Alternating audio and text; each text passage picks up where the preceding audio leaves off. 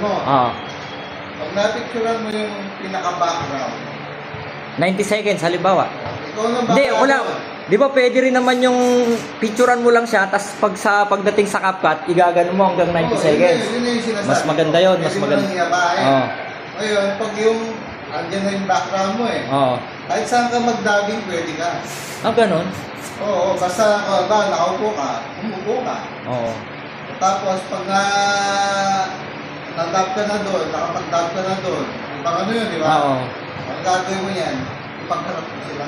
Ah, ganun, pwede rin yun. Kasi pwede namang remove background Ah. Diba? Meron? Oo, diba? meron remote. Pero di bang remove background, pagtabi mo na nun.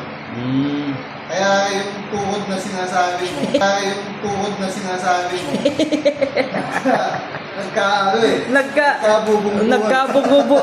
Nagkabungguan yung dalawang tuhod ko eh. Mas maganda yun kasi pwede mo siyang ilayo. Ah, okay. Ayun, pag nailayo mo na, yung ginagawa mo pwede mong ilapit. Yun nga. Pwede naman yun. Inilalapit ko, siyempre kung saan ka nakaharap, doon ganun pa rin eh. Mas maganda sana kung nakaharap doon sa camera. Pag inilapit mo siyang ganun, di ba?